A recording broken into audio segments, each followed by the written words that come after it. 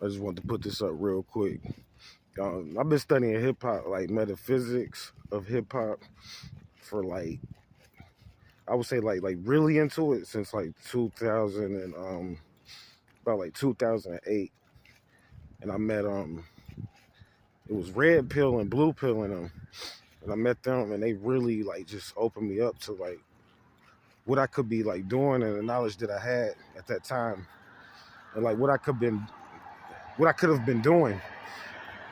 And I went on ahead and started studying and researching it, and I got this book called the five or four major elements of hip hop. Something I think it's four major elements to them, and that really woke me up even more about Black Dot. He was talking about like 9/11 and shit that most people don't even know anything about. So I got into it on a deeper level, and I just want to like really thank Blue Pill and Red Pill and them again. They really had a lot to do with like opening me up to like knowledge I already had, but like sitting there talking to them like after the meeting when they did like a lecture and presentation, and sitting there talking to them and their experiences inspired me to like start like a little small classroom amongst my friends at that time. And it was just like a few of us, and then it led to like like a lot of stuff that I did online and everything like that. But it's really interesting when you get into this type of science of hip hop, as far as like the metaphysics and stuff like that, because it's going to lead you to a deeper understanding. It's going to lead you to like a quest on this level of like overstanding where different parts of spirituality and how spirituality, I guess, comes down through music, and how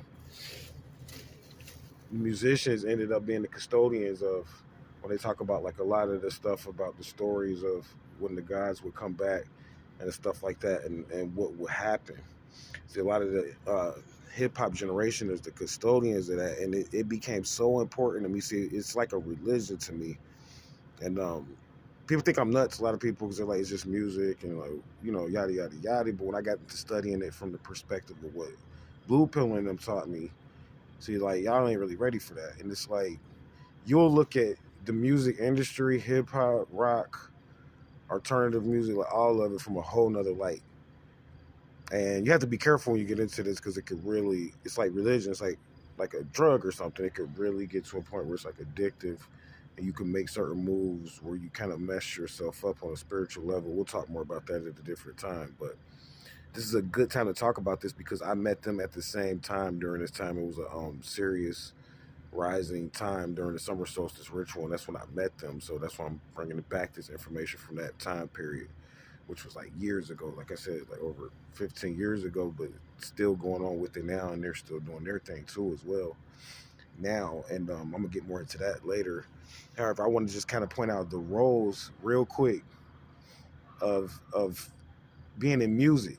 And they say that music is a young man's game, and this is for like older guys. This is actually this video because I want to point something out that people don't know. And it's like, yeah, you let them at a certain point, you let them make the music, you let the people in their 20s and whatever, teenagers, go out and make all the millions of dollars and become a rock star and make as much money as they can or whatever. And that's what they do. However, there's a role in hip hop, and people think that when you get a certain age that you have to retire or quit or become some type of form of an executive or something like that. And there's actually in hip hop, from what I studied, and this is from a perspective of hip hop. I could talk about rock and rap and all that. I'm not talking about rap. Hip hop and rap is two different things. Like rap is like the corporate aspect, and then hip hop is like the spiritual aspect. Just that's how I look at it, by the way. But in hip hop, you have the older guys, right? And they say the older guys are supposed to teach the youth and just kind of let them do their thing. But there's really, it's a career, and it really doesn't even start until after you blow up, believe it or not. And this is like kicking it to older people. It's like your role and what you could be doing, how much money you could be making as like a guy to say, for instance, you may be like 40, 50, made music, now you feel like it's not my time anymore. I'm giving this to my kids. And I'm retiring. And it's like you're just now hitting a point where you should start your career. Like all of that stuff you did when you was making millions of whoever this is. It doesn't matter if you was a childhood star, now you're old or whatever. Because it's a lot of people I consult. They're like old celebrities that you probably thought are gone, and they're still out there. They just gave it up, and it's like you just now hitting your you just not hitting the entry level of like the actual career aspect of it though. And you missing out on a lot of money and a lot of stuff that you could be doing because you don't really know the roles of originally what your job was as a musician, and that's really a master of ceremony. That's where I'm gonna stop at. Because really you are a master of ceremony. And if you master that art, you should never get to a point where you don't have anything to do or a crowd, even if it's a small crowd, to present, and whether you're a performer or a presenter or a speaker, whatever you decide to morph into after you leave the stage, you should already have a career set up based upon what you were doing as a musician. Like, say, for instance, you want to move into medicine. There's a way to move into that from music. And you just don't have the right support system. You just don't have the right people around you. You don't know the right people, whatever. You're not plugged into the right networks. And that's where I come in at. People like myself or whatever, as far as helping you to just get on a platform to meet other people.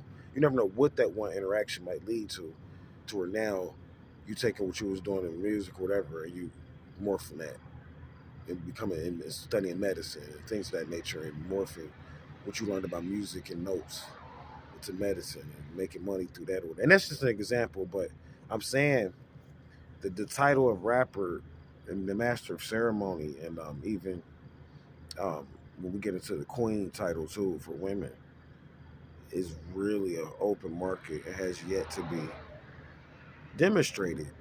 You should make enough money as a queen to be able to pay people up under you and disseminate royalties and make sure starving artists get their money and end a lot of chaos or whatever. That's really a major role, understanding credit as a queen. And this is stuff that needs to be taught. So I'll be coming up with more information. Just want to kind of spur of the moment, record this, put this out there because I know someone needs to hear it. Peace.